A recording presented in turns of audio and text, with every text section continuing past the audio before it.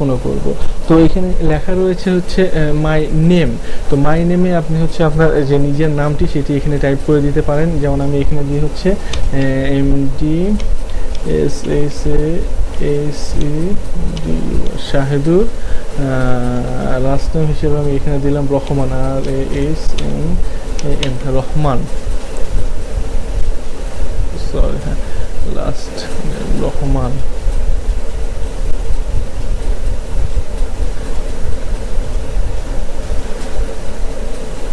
আচ্ছা, last name হচ্ছে রহমান।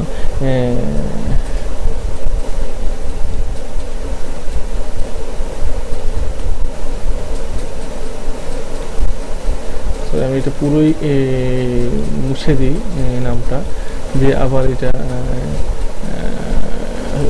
লিখি MD SHAHEDUR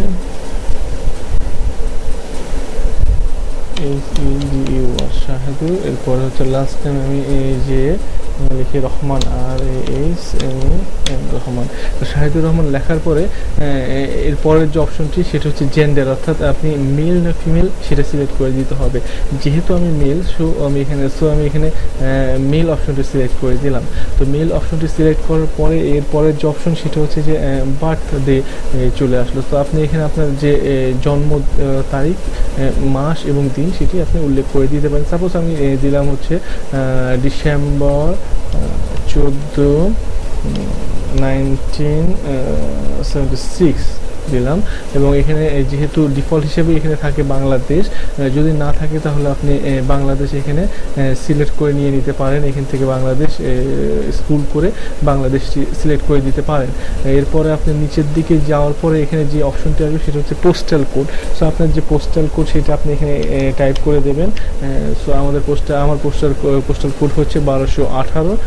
তো 1218 টাইপ করার পরে আমাদের পরবর্তী স্টেপ সেটাই আমরা চলে গেলাম। এবং এখানে যাওয়ার পরে আমরা এখানে আমাদের একটি নাম টাইপ করব, যে নামটি আমরা পরবর্তীতে ইমেল হিসেবে পাবো। তো আমরা যে কোনো একটি নাম টাইপ করলেই যে এখানে সেই নামটি ইয়াহু নিবে এমন কোনো কথা কিন্তু এখানে নেই। কারণ আপনি হয়তো এমন একটি নাম টাইপ করলেন যে নামটি আপনার আগে একজন হয়তো তার ইয়াহুর আইডি হিসেবে ব্যবহার করার জন্য অনুমতি নিয়েছে। সো যদি একজন আপনার আগেই আপনার এখন যে নামটি দিবেন সেটি ব্যবহার করে থাকে, তাহলে আপনি কখনোই সেই নামটি পাবেন না। আপনাকে বিকল্প নাম একটি এখানে সিলেক্ট করতে হবে। সো আপনি এখানে বারে বারে ট্রাই করার মাধ্যমে হয়তো আপনার সেই কাঙ্ক্ষিত বিকল্প নামটি এখানে খুঁজে পাবেন। তো আমরা এখানে একটি নাম টাইপ করছি, সেটা হচ্ছে এরকম SRA হীরা 20। আচ্ছা, দেওয়ার পরে এখানে চেক যে বাটনটি আছে, চেক বাটনে আমরা ক্লিক করব এবং দেখব যে হচ্ছে এই নামটি অ্যাভেলেবেল কিনা, অর্থাৎ এর আগে আমাদের আগে এই নামটি কেউ ইউজ করেছে কিনা। সো আমরা এখানে দেখতে পাচ্ছি যে এই নামটি অর্থাৎ SRHeera20@yahoo.com এই নামটি আমাদের আগে আর কেউ ইউজ করে। সো ইয়াহু ও আমাদেরকে এই নামটি এখন দিল আমাদেরকে, যেহেতু আমরা অ্যাপ্লাই করেছি আমাদেরকে বলল যে এই নামটি আপনি ব্যবহার করার অনুমতি পেলেন এই কারণে যে এই নামটি এর আগে কেউ ব্যবহার করেনি। তো এরপরে আমাদের যে জিনিসটি দিতে হবে সেটা হচ্ছে একটি পাসওয়ার্ড দিতে হবে, যেটা আমরা সবসময়